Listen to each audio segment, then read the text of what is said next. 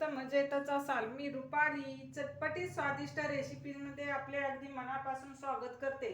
तर आज मी तुम्हाला एकदम खुसखुशीत अशी बाकरवडीची रेसिपी तयार करून दाखवणार आहे. चला तर मग आपण पटकन रेसिपीला सुरुवात करूया.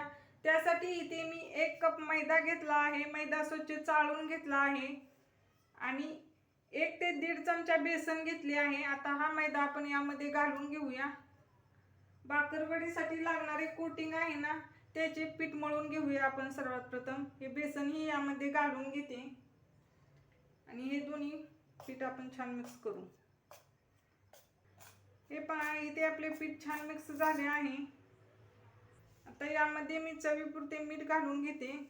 ओवा घेतला आहे. हा ओवा हातावरती असं चोळून यामध्ये घालायचा आहे, म्हणजे याचा फ्लेवर छान उतरेल. आता हे छान मिक्स करून घेऊया. बाकरवडीचे कोटिंग छान खुसखुशीत होण्यासाठी इथे आपल्याला तेलाचे मोहन घालायचे आहे. इथे मी 2 ते 3 चमचे तेल छान कडकडीत गरम करून घेतले आहे. हे तेल आपण या पिठावरती घालून घेऊया आणि हे छान मिक्स करून घेऊया. आपल्याला सर्व पिठाला हे तेल चोळून घ्यायचं आहे. हे पहा, तेल थोडे थंड झाले आहे, त्यामुळे आता मी हातानेच या पिठाला तेल चोळून घेते. इथे मी सर्व पिठाला तेल छान चोळून घेतले आहे. तुम्ही पाहू शकता. हे पहा, असा मुटका तयार होतो. आता आपल्याला हे पीठ मळून घ्यायचं आहे. पीठ एकदम घट्ट मळायचं आहे.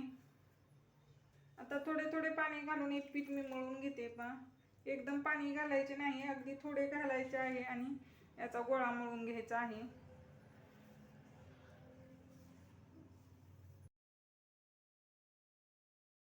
हे पहा, इथे मी या पिठाचा गोळा मळून घेतला आहे. एकदम घट्ट असे याचे पीठ मळून घ्यायचे आहे.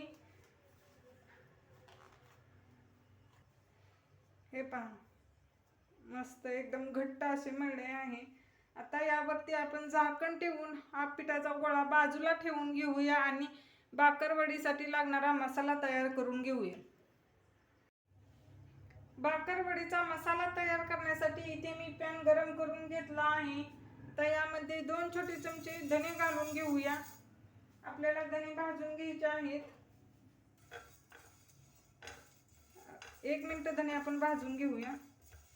1 मिनिट झालेले आहेत. धने छान भाजले आहेत. जास्त वेळ भाजायचे नाहीत, लगेचच करपतात हे धने.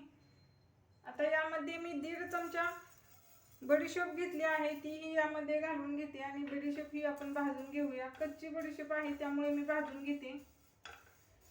बडीशेप ही आपण 1 मिनिटच भाजून घेऊया. 1 मिनिट झालेले आहेत. बडीशेप छान भाजली आहे. आता यामध्ये मी 1 चमचा जिरे घालून घेते.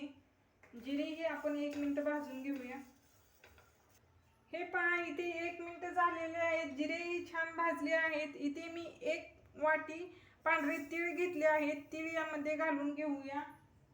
1 चमचा खसखस घेतली आहे. खसखस ही यामध्ये घालून घेऊया आणि हे दोन्ही जिन्नस आपण भाजून घेऊया. जास्त वेळ भाजायचे नाही. तीळ तडतडू लागले की लगेचच आपण गॅस बंद करणार आहे. हे पहा, इथे आपले तीळ तडतडू लागले आहेत. आता मी गॅस बंद करते आणि हे जिन्नस आपण बाजूला काढून घेऊया. हे पहा, इथे मी हे सर्व एका प्लेटमध्ये काढून घेतले आहेत. आपल्याला आता हे थंड करून घ्यायचं आहे. आता याच पॅनमध्ये मी खोबरे भाजून घेणार आहे. 1 छोटी वाटी खोबरे घेतले आहे. आपल्याला खोबरे छान खरपूस असे भाजून घ्यायचे आहे. आता मी खोबरे भाजून घेते. हे पहा, इथे आपले खोबरे छान भाजले आहेत. एकदम लाल करायचे नाही, असे थोडासा कलर आला ना गॅस बंद करून घ्यायचा आहे. आणि आता आपण हे खोबरेही काढून घेऊया. यावरतीच खोबरेही काढून घेते आणि आपण खोबरेही छान थंड होऊ देऊया. हे पहा, इथे आपले भाजून घेतलेले जिन्नस छान थंड झाले आहेत.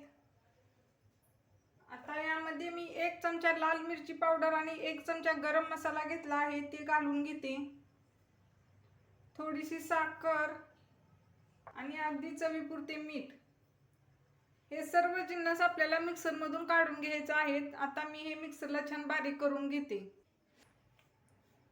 हे पहा, इथे मी मसाला बारीक करून घेतला आहे.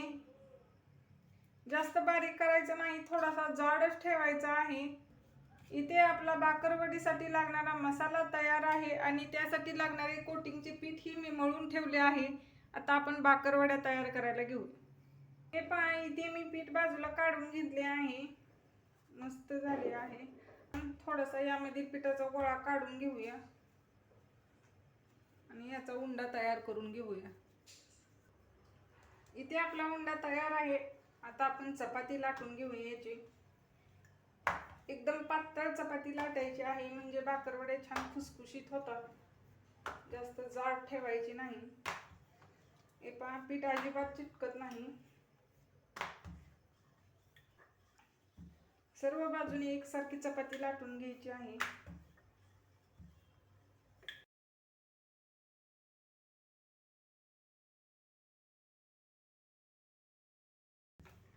हे पहा, इथे मी या चपातीला असा निमुळता आकार करून घेतला आहे, म्हणजे आपल्याला अशी वडी तयार करताना जरा सोपी जाईल त्याला शेप द्यायला. तुम्ही गोल ही चपाती करून घेऊ शकता. आणि सर्व बाजूनी एकसारखी लाटून घेतली आहे. हे पहा, पण जाड ठेवली आहे. जास्त जाड ठेवायची नाही, नाहीतर त्याची कोटिंग ना अशी जाड येईल. हे पहा, इथे आपली चपाती लाटून तयार आहे. आता यावरती चिंचेची चटणी लावून घेऊया. हे पहा, याचा व्हिडिओ मी आधी शेअर केला आहे, तिथे जाऊन तुम्ही पाहू शकता. छान लावून घेऊया सर्व बाजूने चिंचेची चटणी चपातीला.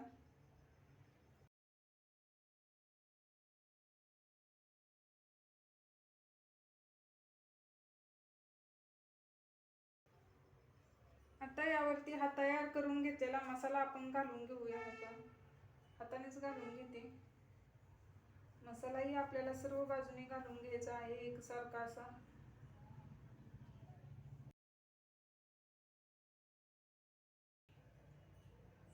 मसाला ताजा आहे, त्यामुळे त्याचा सुगंध खूप छान सुटला आहे.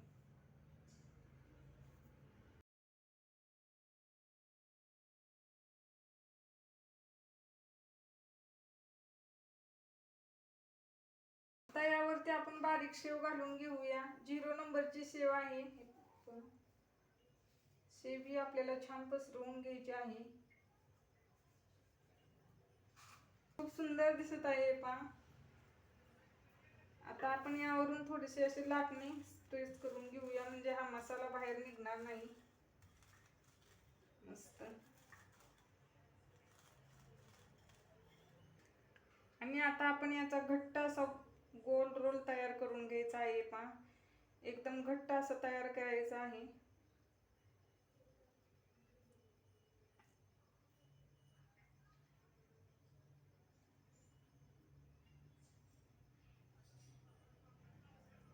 पटकन तयार होतोय. मस्त. आणि थोडासा असं हे करून घ्यायचा आहे लांबून. हे पण मस्त. परत मसालाही बाहेर निघत नाही. एकदम परफेक्ट असं तयार झाले आहे आपली बाकरवडी. आपण याच्या वड्या कट करून घेऊया. आता मी पुढचा आणि पाठीमागचा भाग कट करून घेते. आणि एकसारख्या आकाराच्या वड्या आपल्याला कट करून घ्यायच्या आहेत.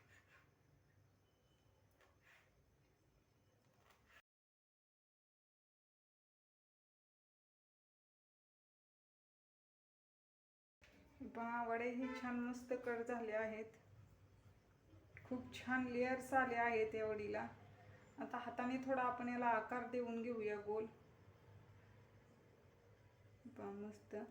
थोडी दाबून घ्यायची आहे, म्हणजे याचा मसाला निघणार नाही. एकदम मस्त. हे पहा, अशा प्रकारे सर्व वड्या मी तयार करून घेते.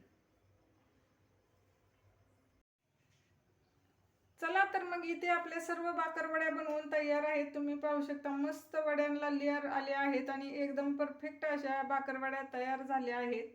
आता आपण या वड्या तळून घेऊया. त्यासाठी इथे मी तेल गरम करून घेतले आहे. मीडियम गॅसवर आपल्याला तेल छान गरम करून घ्यायचं आहे. गॅस मीडियमच ठेवायचा आहे आणि एक एक वड्या आपण या तेलामध्ये सोडून घेऊया.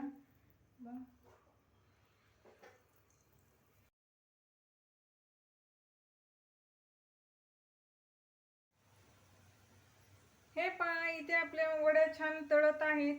1 मिनिट झालेले आहेत. आता आपण वड्या पलटी मारून घेऊया. मस्त एक ही वडी अशी निसटलेली नाही किंवा मसालाही जास्त बाहेर निघत नाही, हे पहा तुम्ही पाहू शकता. आणि खालच्याही साईडने आपण वड्या छान तळून घेऊया.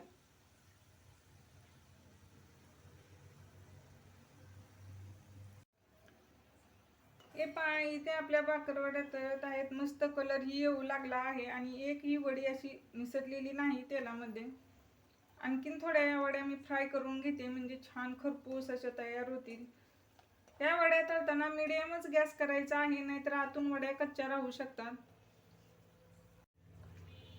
चला तर इथे मग आपल्या भाकरवड्या तळून तयार आहेत. मी या वड्या काढून घेते. पहा मस्त झाल्या आहेत.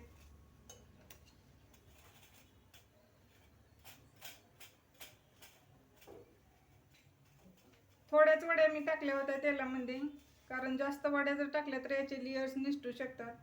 हे पहा अशा प्रकारे सर्व वड्या मी तळून घेते. चला तर मग इथे आपल्या एकदम खुसखुशीत अशा भाकरवड्या बनवून तयार आहेत. तुम्हीही या भाकरवड्या नक्की ट्राय करा आणि कशा झाल्या ते कमेंटमध्ये सांगायला विसरू नका. सो रेसिपी आवडल्यास चटपटीत स्वादिष्ट रेसिपीज या यूट्यूब चॅनलला सबस्क्राईब करा. पुन्हा भेटूया अशाच मस्त रेसिपीमध्ये. धन्यवाद.